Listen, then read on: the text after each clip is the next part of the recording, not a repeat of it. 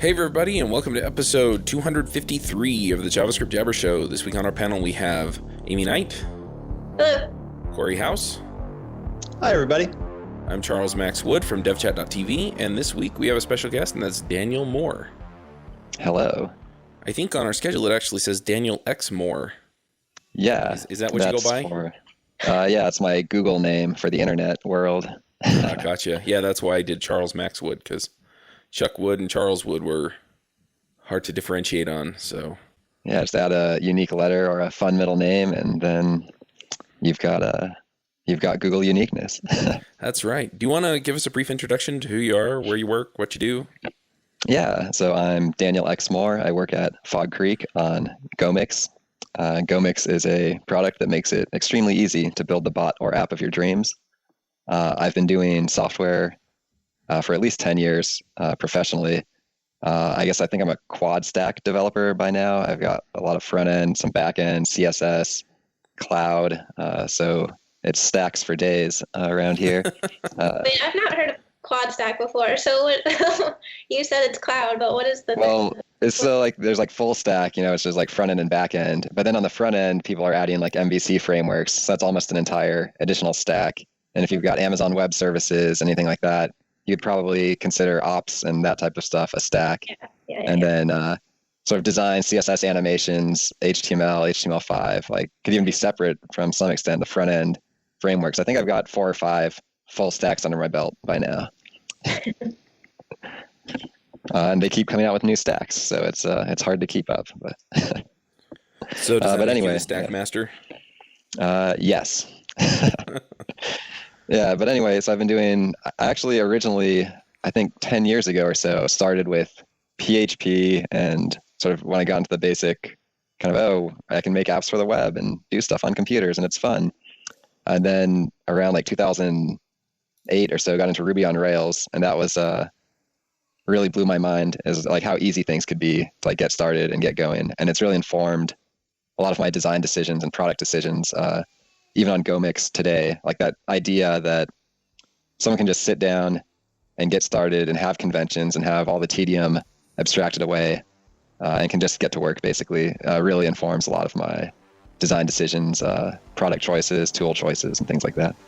Very interesting. So we brought you on to talk about Gomix, which I guess. Let's take a break from this episode and really quickly talk about finding a job. Searching for a job can feel stressful, scary, and time-consuming.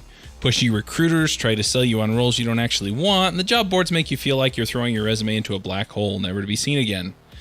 And sometimes you go all the way through an interview process just to find out at the very end that the salary offer or company culture doesn't match what you're looking for. Well, there's a solution. Hired.com is the world's most intelligent talent matching platform for full-time and contract opportunities. They make the job search faster, focused, and stress-free instead of endlessly applying to companies and hoping for the best. Hired puts you in control of how and when you connect with compelling opportunities. And after completing one simple application, top employers apply to you. And the best part is that you get money. That's right. They pay you if you get a job through them.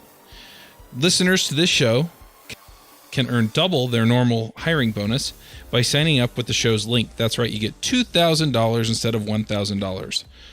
So go sign up at hired.com/JavaScript Jabber.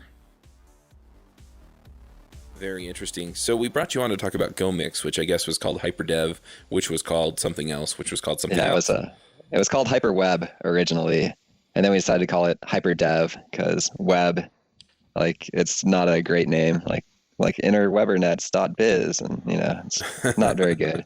So then HyperDev was a pretty good name, but then we realized like in the scope of our product goals, like we don't want to be just for developers or just a developer tool. We want to be broader than that for people who have computing experience, for people who have some technical proficiency but maybe don't consider themselves developers. So having that dev in the name might like exclude or alienate people. So then we rebranded to Gomix, and we kept our cute hummingbird, and that was cool. But it's we might have a new rebrand coming up too, but we'll see. It's 4th time's the charm. And like the goal though with the problem with the dev name is a lot of developer tools, like it's a very tough market, and it's very hard to make a successful product because developers are very judgy and very and very stingy with their money too. And there's even a very small pool of them. But if you actually like say, Microsoft Access databases or Visual Basic or, even like simple JavaScript things or like WordPress plugins, like there are millions of people who use computers and do some amount of programming who just don't consider themselves developers. And if we can, like, it is our goal to help those people be successful using computers. So I think dropping the dev was the right choice. That kind of leads me to a question. I know when I first started programming, one of the very first things I did was I signed up for Treehouse, and this was before they had like an integrated environment, and they recommended using something called Cloud9. Is that similar to this? And if it's similar, how is it different? Yeah, it's in the similar space. I guess you could say it's like the web IDE space, which is also a terrible like name for the product space. And actually, even the original Heroku had, I think, Heroku Garden, which was a web IDE where you could edit your Rails app in the browser. I remember that. Yeah, it was like 7 years ago. It was like a long time ago or something. And so people have been trying this type of product for a long time. This idea that you can go to a web page, you can edit your application in the browser, and it's running. On Cloud9, the approach they take is it's very much the server is real and it exists, and the browser is your interface into that server. And on Gomix, our approach is a lot of people don't know about servers and don't care, and they really just want their thing to work. And so we don't say like, choose what type of Ubuntu or Linux installation or what kernel you want, and here's all your processes that are running on your OS. It's like, no, just here's your Express app, and you click show, and then you see it in the browser. So you don't have to make any decisions. You don't have to set up, you don't have to understand systems administration. But for Cloud9, if you do want to understand that, then it is better for that type of worldview. So this feels like it's that plus sample apps. Yeah. So in addition, because we are aiming for the broader audience beyond just the developer community, like even as a developer, sometimes it's very hard to just get started or follow a tutorial. Like GitHub's made it very easy to say, oh, I'll just clone the sample repo. But for people who aren't even necessarily comfortable on the command line or with Git, for them to get started using an API or prototyping something, if you can just go to a web page, say, oh, here's a cool Alexa skill, or here's a cool Slack bot, or here's like a cool, oh, my credit card company has an API, I can figure out how to use it. And you can just click an app, remix it, and within 5 seconds, it's already published on the internet. So as you change the code, you can see it live, and you can see your changes. You start from a working position, and there's none of that like, oh, I've got to set up my dev environment and update my node versions before you can even get started. So yeah. One thing. So Daniel, go ahead. Go ahead, Cory. Okay. So what I was curious about is anytime I see something like this, is what are the constraints that you're taking on here? Basically, what are your strong opinions that you're taking? Because obviously you guys are taking the approach of, hey, we're not going to ask you a dozen questions up front. We're going to make all sorts of assumptions. So what rails have you set up when you choose Gomix? Yeah, so on Gomix, what we've actually set up is Node.js and Express is our default environment. Okay. And I think we've got, at least it was the latest, it's like the latest long-term support version of Node.js, because that makes it easier for us to maintain. And it's got, I think, one of the latest versions of Express, and it has a sample welcome project. And so when you go to gomix.com, if you haven't made any project, you'll just start out with like a default welcome project. And if you go to gomix.com/community, you'll see a gallery of different applications in different categories, and you can browse around and find something that appeals to you. And so then some of those apps might not have Express or might have different library choices, but they're all, like, our assumption is it's Node.js, and you don't have to worry about the server. Like, we've got Node.js installed. You can use your package JSON and add whatever libraries you want, and it'll just work. One thing that I run into with projects like this, though, is that, you kind of get this fully functioning project, and then it's, well, I don't understand everything that's in this. And so, onboarding for a specific app or a specific example sometimes is a lot more work than just starting from scratch. Yeah, that's definitely possible. What we've tried to do in our Hello World project. And actually, we sort of made this mistake early on as we tried to do like a kitchen sink demo where it had everything, like all kinds of things that helped you and made your life easier and cool libraries. But then we realized most people, like they just want the bare minimum to see, oh, it runs, it like says Hello World, and then they can add their own, like whatever their own favorite libraries are or whatever they're comfortable with. And so now on our current Welcome project, I think it's only Express is the dependency, and it's just a very bare bones Express starter app with some like a README and documentation about where to look for more things and things you might want to try. So that not only made it a lot easier for people to just see it running without getting confused, without getting overwhelmed, but also made the startup time a lot quicker and like the overall remix time quicker. So going that slimmer route seemed to be valuable. And so, odd question. I see in your video that you show people going straight out to GitHub, copying the name of the repo, and then pasting it in. And then, so effectively, you're creating a clone of that repo for them, right? Yeah. So we have, in addition to our gallery apps, we also have a GitHub import and export. So if the app you want already exists on GitHub, like if it's not in our gallery, then you can like get started from something on GitHub or from anything else on the internet. Okay. But so what would happen if I went out to GitHub and I selected a project that really isn't compatible with your stack? Say I grabbed something that's Java or C#, et cetera. Yeah. So you might be able to use it. We actually do have a lot of like it's basically agnostic as to whether like what type of programming language you use. And we made that decision early on to keep our options open for if we did want to expand into Ruby on Rails, PHP, Java, C#, Haskell, everything. So a lot of them, they might actually work with a very small amount of changes. But what we've decided at this point for at least the next couple of years is we really want to focus the community aspect on just Node.js, since that is like the primary web development community. I guess like 100% of all developers are JavaScript developers these days. So I think it captures that pretty well. And then later, like in a few years, or once we've proven we can succeed in one community very well with a high level of polish, then we might expand out into other languages. There's actually another interesting reason for that is that like with programming languages and even like JavaScript frameworks and, you know, like React versus Angular, there's the only reason they exist is to just differentiate communities, because the capabilities of the tools are all roughly the same. Like say Ruby and Python, they're roughly equivalent. Even Ruby and Objective-C, they're practically the same language. But the only reason those communities exist is to say, this is our in-group and that is the out-group. It's like professional wrestling. You know, like, yeah, go Angular, you tell them React, smack them down. And it's just like, it's all culture. Like it doesn't really matter. The tools they're all tools. They're all capable of almost everything. And people don't like to hear that because they take it very personally, but I like to say it.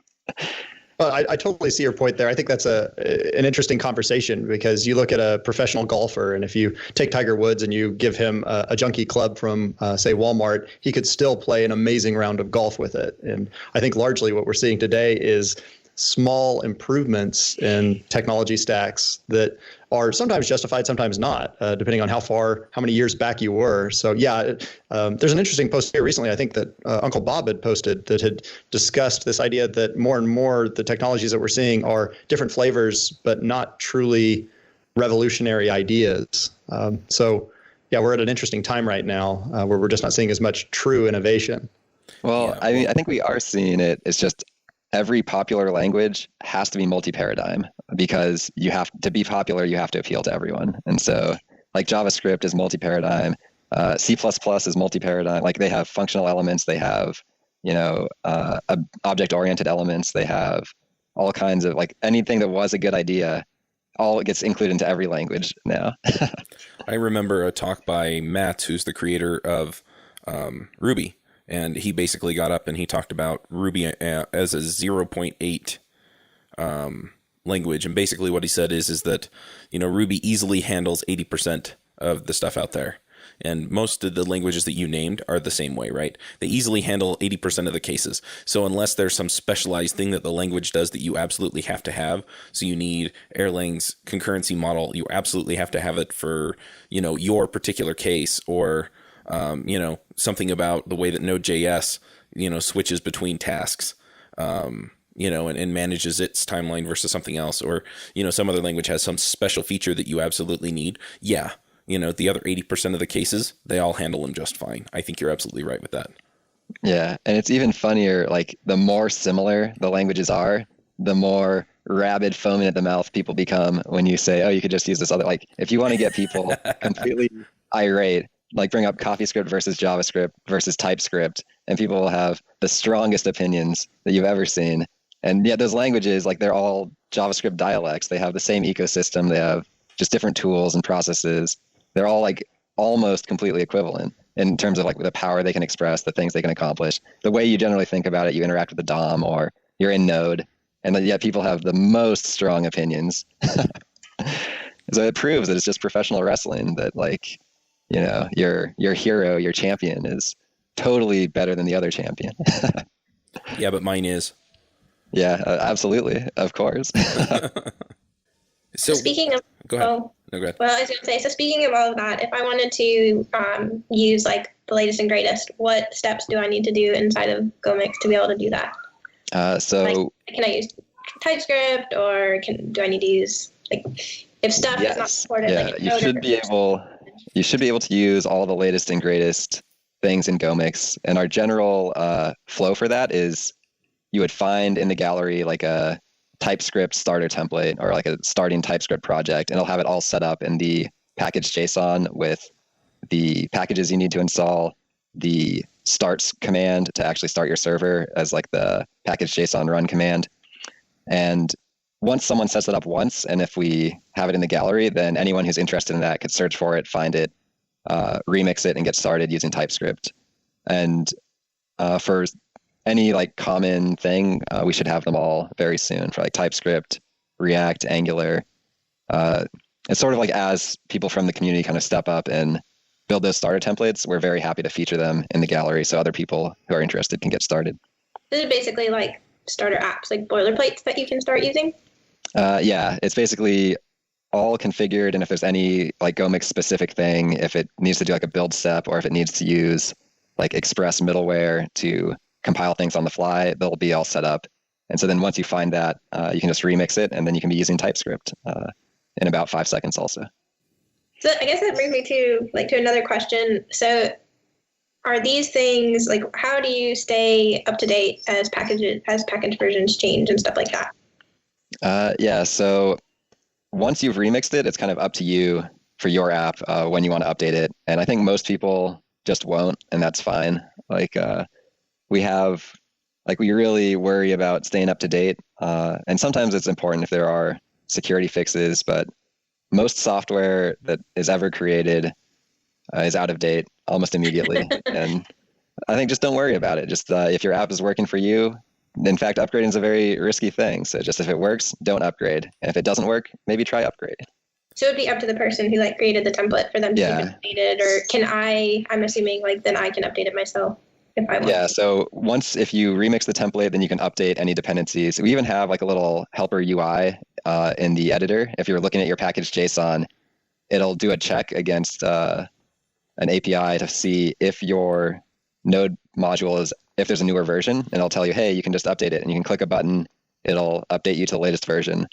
And so it's very easy to update if you want to. Just if you update too much and then you have to fix any incompatibilities, then I guess you'll want to be careful if your app, if you want to have the time to actually go in and make sure it still works after you update. Cool, thanks. Yeah, it also occurs to me that in the realm of upgrading, if they use something that isn't compatible with the latest... Hey everybody, this is Charles Max Wood. I just wanted to talk to you really briefly about JS Remote Conf. We just picked speakers. Things are looking really good, and we're really excited to cover a broad range of topics for JavaScript developers.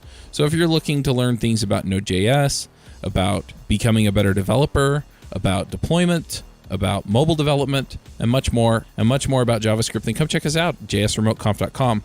You can also find it by going to devchat.tv/conferences and then picking the conference you want. We have last year's recordings there. We have this year's conference coming up, so make sure you get your ticket, and we'll see you there. If you want to have the time to to actually go in and make sure it still works after you update. Cool. Thanks. Yeah, it also occurs to me that in the realm of upgrading, if they use something that isn't compatible with the latest LTE version of Node, at what point when you upgrade it do you start saying, okay, this is busted for the latest version? Yeah, so in package JSON, I think you can also specify your Node engine, and we try and respect that on the Gomix runtime. So if you say Node, like Node version 4, then we'll use that one for your app. So hopefully we'll be able to maintain that in all the popular versions that people have. Like then we won't update Node out from under you, basically. Your app should keep running, even if the newer default, when you start a new app, would be a newer version of Node. So you said you work on this project full time, and I'm wondering, why would a company invest in something like this? Yeah, so I did mention briefly at the beginning, I work at Fog Creek, and as a software company, we have a bit of an interesting history. We were founded in 2001 by Joel Spolsky, the famous blogger, Joel on Software. And some products that have come out of Fog Creek in the past, you may have heard of Fogbugs, our main one, and Stack Overflow, a collaboration between Joel Spolsky and Jeff Atwood. I think you've probably heard of Stack Overflow if you've been a developer for a few minutes.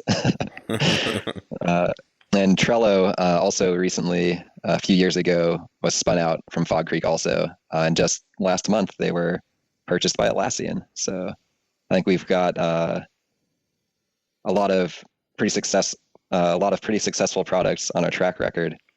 And it's that type of history that, like, even though we do have Fogbugs as our main stable product, and it's a successful product, our customers love it, and we get to use a small percentage of that to invest in new ideas and new products. Because no matter how good, like Fogbugs has been around 10 years and it's had a great history. We have great things coming actually for it as well in the future. But in addition to that, we're always looking for new innovations, new ways to make developers' lives easier, make people who use computers' lives easier, make things easier for businesses using software, and we have the track record to prove it. So I guess as a company, it is kind of rare to actually budget something for innovation as opposed to just keep trying to pivot until you hopefully succeed or run out of money.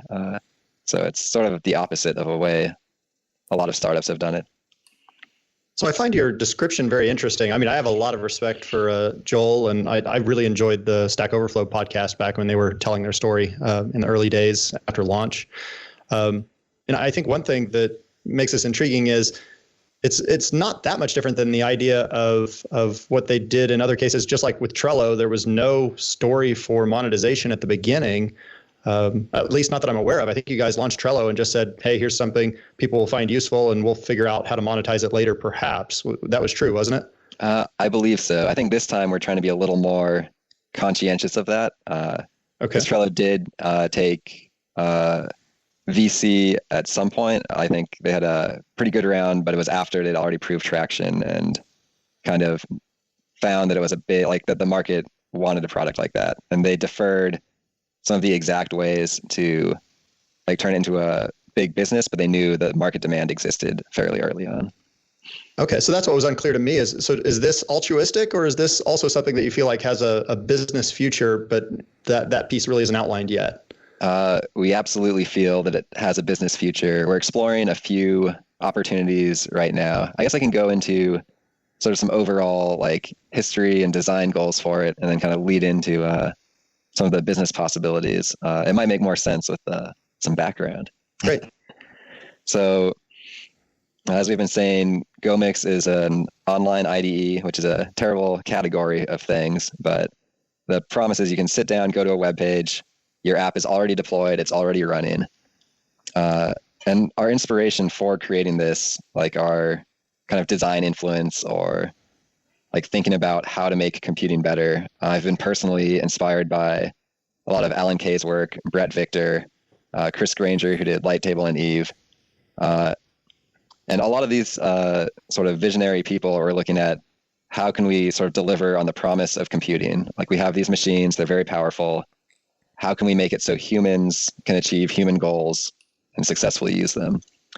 And a lot of those people, if they were looking at Gomix, they'd probably be offended at our sort of lack of, like, I don't know exactly how to say it, but like our pragmatism, maybe, that we're not trying to redesign programming using like visual experiences. We're not trying to redesign human-computer interaction or like change, like a lot of the stuff that Chris Granger's done with Light Table and Eve. It's like really trying to change the whole paradigm of how people program. And those are very important, very hard problems. But we're just trying to solve dumb problems like how do I set up my dev environment and how do I deploy my app? And like hard problems and dumb problems can be equally important. And we're just like focusing on really simple, dumb problems that affect millions of people.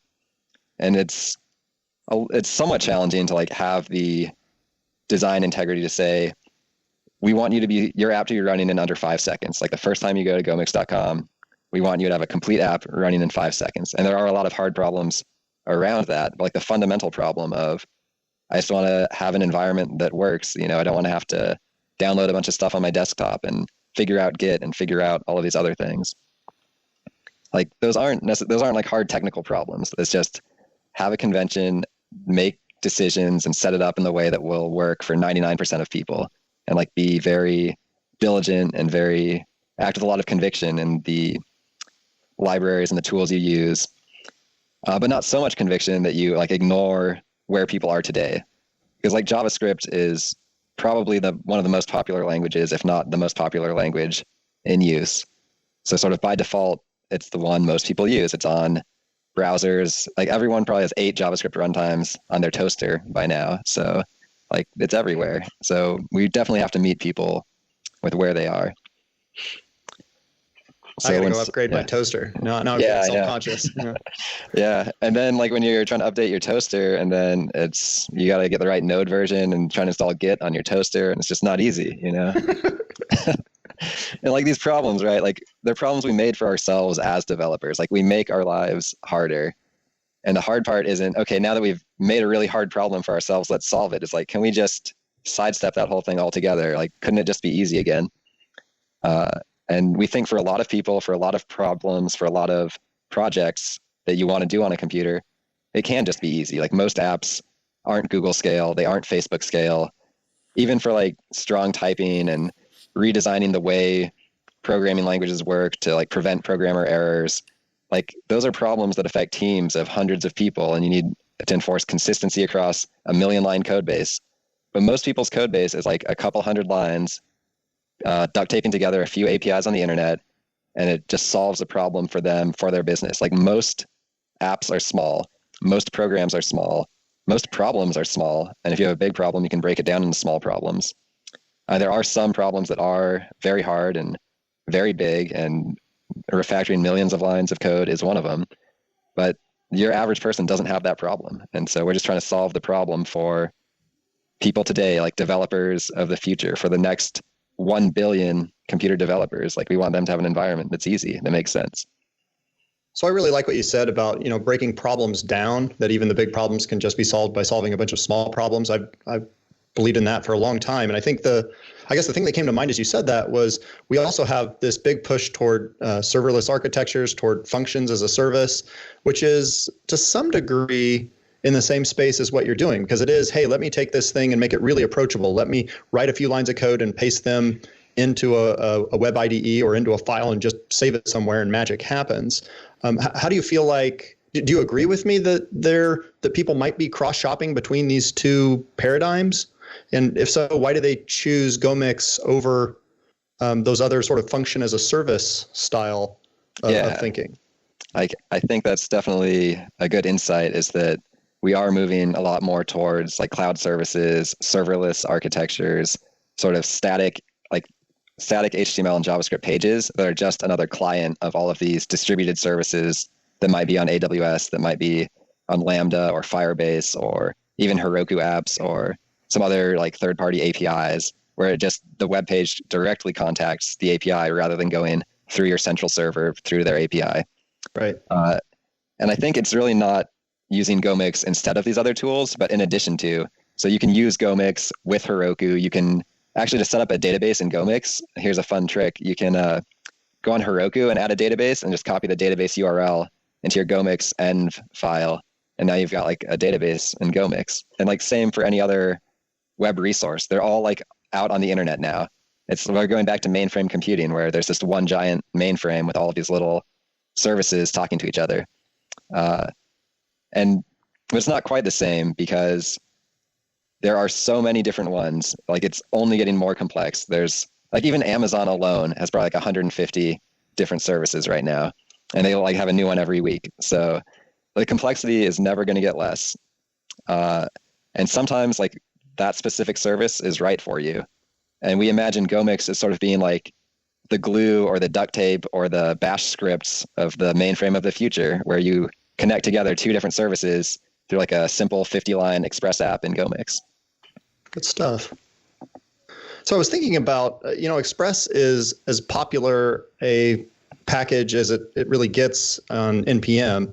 Can you envision places where having Express there doesn't make sense? Or I guess for that matter, you guys aren't forcing somebody to use Express. I could just as easily go grab Koa or whatever alternative, right? It's just there by default.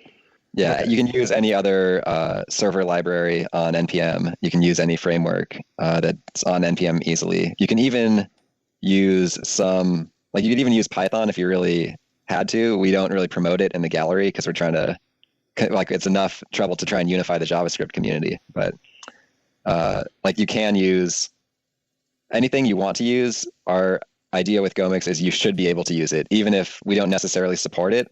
Like we're not going to say you're doing it wrong because that's what you want to use. So we'll say you might run into trouble. It might be harder to set up, but we'll do our best to help you use the tools you want to use to solve the problem you have.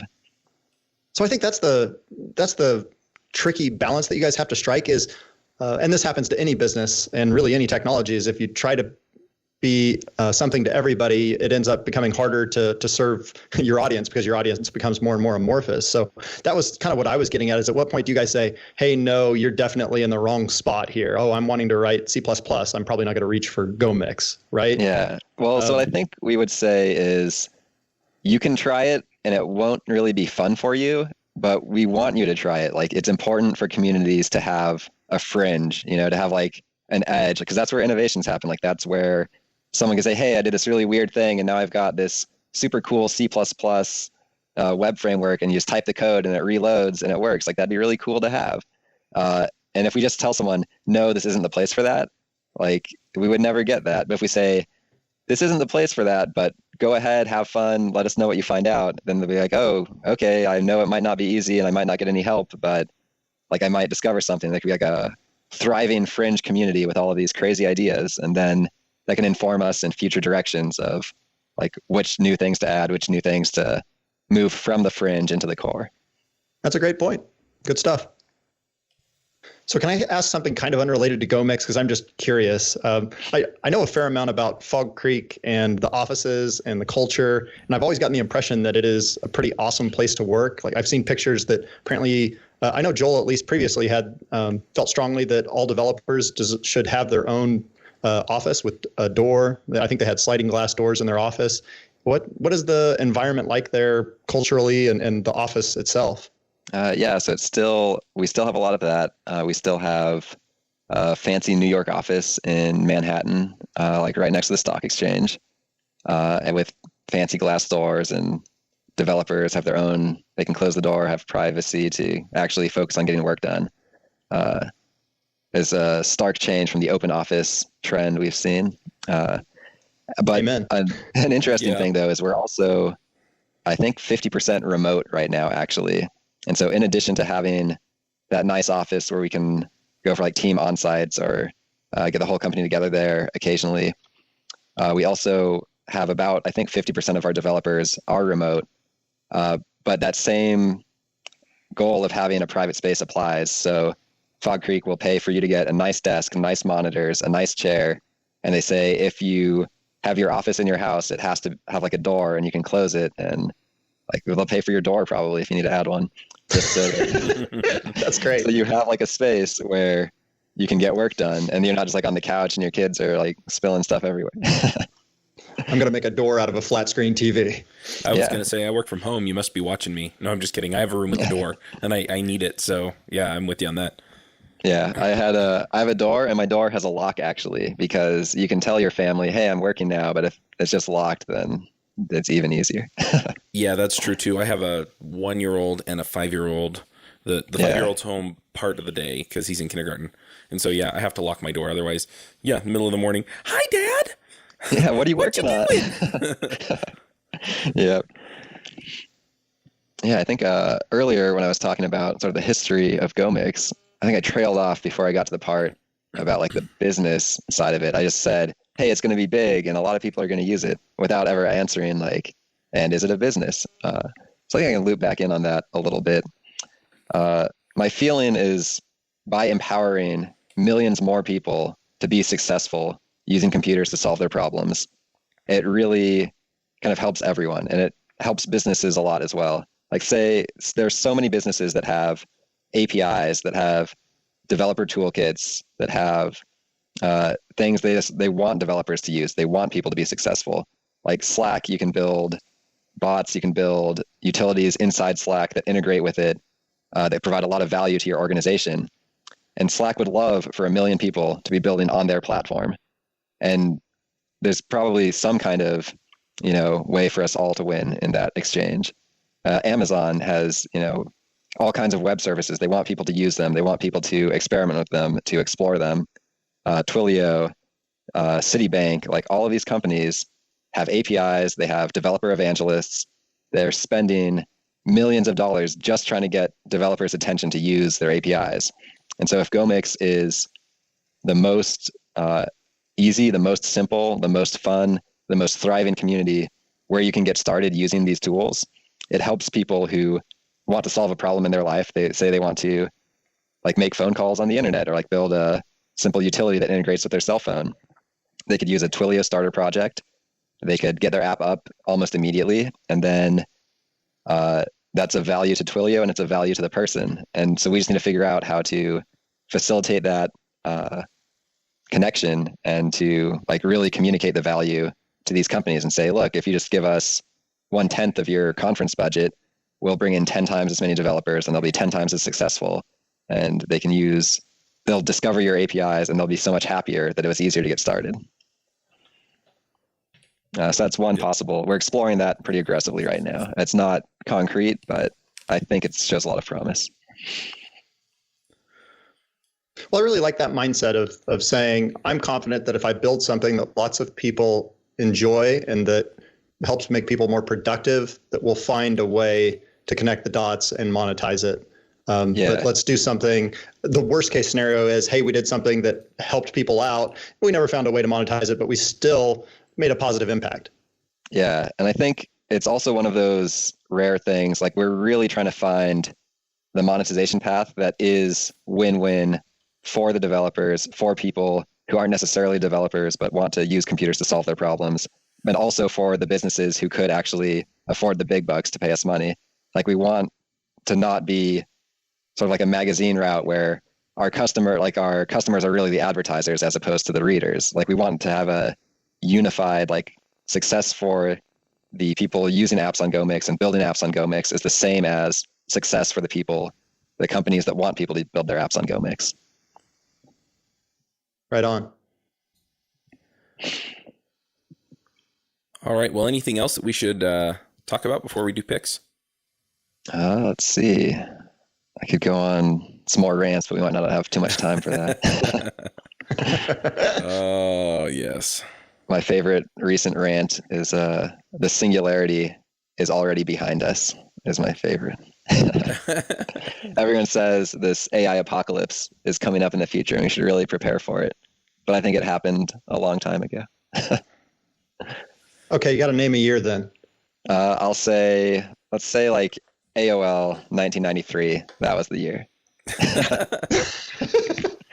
Because with high frequency trading, the internet, all these memes, it seem like it's not so much the singularity where AI kept getting smarter and smarter. It's like the dumbularity where all of our internet usage kept getting dumber and dumber, and now 100% of our time is spent on internet memes. So I think it happened a long time ago. Like, we could even go farther back and say the printing press, and then people were distributing information, much more quickly. It ushered in the Industrial Revolution, which things took off at an exponential rate, and the world was never the same again. And you could even go farther back than that. You could say 1.4 billion years ago, when the first multicellular bacteria were coming onto the scene, and all the singular cell bacteria looked at them and said, in the future, all these multicellular organisms are going to upload us into their bodies, and we'll live in a magical wonderland inside them, and all of our dreams will come true. And then what actually happened is the multicellular creatures kind of went on their own way, and there's still, most single-celled bacteria are just living single-celled lives in the ocean. And although some of them do live inside a simulation, like your stomach. That's the weirdest matrix ever. See, the cool thing about the singularity and these like exponential curves, they're scale invariant. So you can go to any point in time and say it was that point, because it's all the same. It's an exponential curve. Nice. So it's too easy. It's just fun. Ray Kurzweil's book was awesome, though. I really did enjoy it. I assume you read it. I haven't read it, but I've read, I'm familiar with his viewpoints. Okay. Yeah. And I disagree with some of them. But yeah, it is interesting to think about. Like, they are fun thought experiments. Hey there, this is Charles Max Wood, and I just wanted to talk to you really briefly about Freelance Remote Conf. I'm putting on a conference for people who want to go freelance or who are freelance, and bringing in some of the experts from the Freelancer Show to talk to you about how to find clients, how to collect money, how to build your business, how to specialize, and much, much more. So if you're thinking about going freelance, or you're already freelance and want to hear from the experts on how to go, become, or grow your freelancing business, then by all means, come check us out at freelanceremoteconf.com. All right, well, let's go on and do some picks. Aimee, do you want to start us with picks? Sure, I can go for it. So the first one I have, I think I saw this on Hacker News at one point last week, but it's a book that you can get online, A Brief Introduction to Operating Systems. So that looked pretty good. Something that I will definitely be checking out. And then my other one is a conference that I'm going to be going to in June. And I went there last year and spoke, and it was awesome. I really, really liked it. I love that the organizers are super nice. So I just wanted to say good things for their conference. But it's RevConf in Virginia Beach, and it's June 1st through 2nd. So if you are looking for a conference about that time, I totally think you should check it out. And that's it for me. All right, Cory, what are your picks? Okay, so I have two picks. My first one is a book that I really enjoyed called Abundance. The Future is Better Than You Think.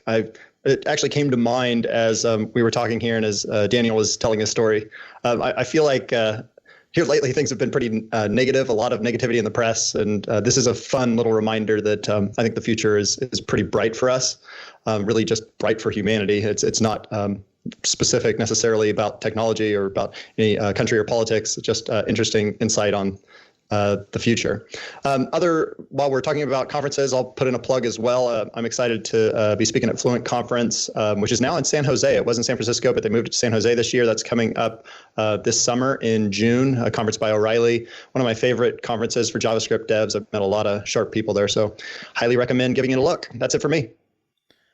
Awesome. Let me jump in here with a couple of picks as well. The first one that I'm going to pick is a book that also came to mind while we were talking, and that is when we were talking about the doors, having doors on your office and cutting down on distractions. I've been reading a book called Deep Work, and it talks a lot about, just getting in and being able to do deep thought work. It's by Cal Newport, who also wrote So Good They Can't Ignore You, and both of those are terrific books, but that's the one I've been reading lately. And then I'm also going to pick a conference or four.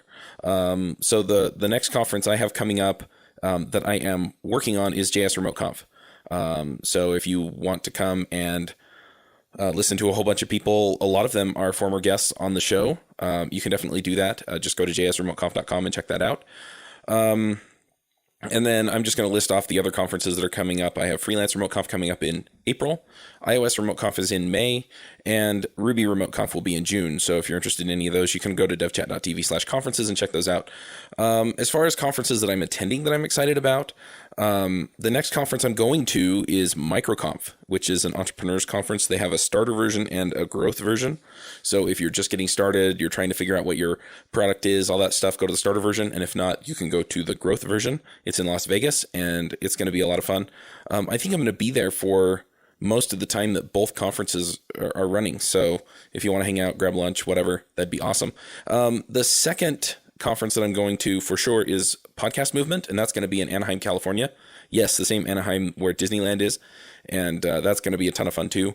And then finally, I am seriously thinking about going on NG Cruise, and we had Tracy on last week and talked about some of the things that she's got going on with contributor days, but she and Joe Eames are putting together NG Cruise, put on by NG Conf, and that's going to be in May. And I'm not sure if I can make that or not, but that should be cool. And then finally, I'm also going to be at Microsoft Build in May. So if you're looking at any of those and you want to hang out, I love hearing from people who are out there in the community. So check all those out. Daniel, do you have some picks for us?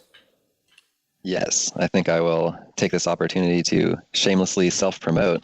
We've got Gomix.com. I can recommend it. You'll have fun building your apps. I've heard about that. Is it good? Yeah, I heard a lot of buzz on JavaScript Jabber about it.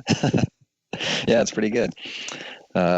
There's also Hamlet.coffee. It's a front-end web framework, Vue templating framework I made.